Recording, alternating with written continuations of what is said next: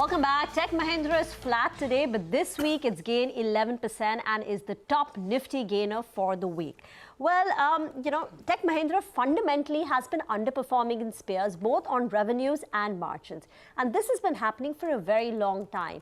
But now it's worrying the promoters of Tech Mahindra, that is the Mahindra Group. So M&M, in its earnings call, which took place last week, and here I'm, paraphrasing a lot from the Kotak Institutional Equities report, which was released earlier in the morning, and they're saying that the M&M management has now taken note of Tech Mahindra's underperformance on both revenues and on margins, and they want this to be corrected.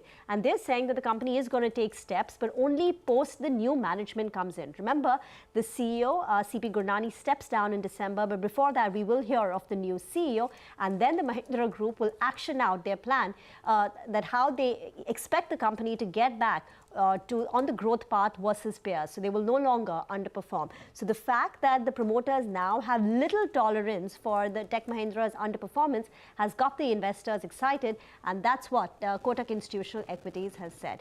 Dipan, any thoughts on Tech Mahindra? Should one bet on Tech Mahindra? Do you think it will be able to reverse its underperformance? And are we hoping too much from the new CEO, whoever he or she is?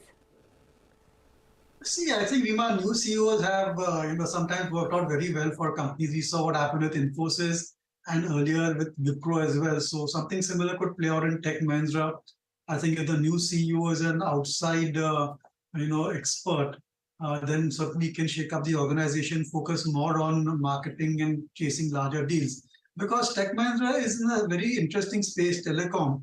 And because of the kind of expense taking place on the 5G side globally, one would have thought that Tech Mahindra could be an outperformer when it comes to growth rates, but that's not been the case. So I'm hopeful. Stocks are definitely at attractive valuations.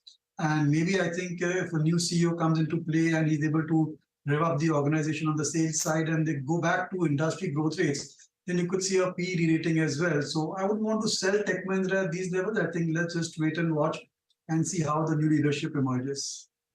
All right, Dipan, we'll leave it there. A quick conversation today. Appreciate you joining in. Have a good weekend, and we'll see you back next week. Thanks indeed for taking out the time. 2 minutes to go for close. Let's quickly wrap this up. 90 points lower is what the Nifty is going to end today, which is not even 0.5%. For the week, we will end 0.5% higher. So down 90 on the day, up 90 for the week. That's the picture. Let's just look at the bank Nifty as well, which has a slightly deeper cut, 1.25% on the bank Nifty today. So that's what, almost 500 points for the week. It's down just 1%.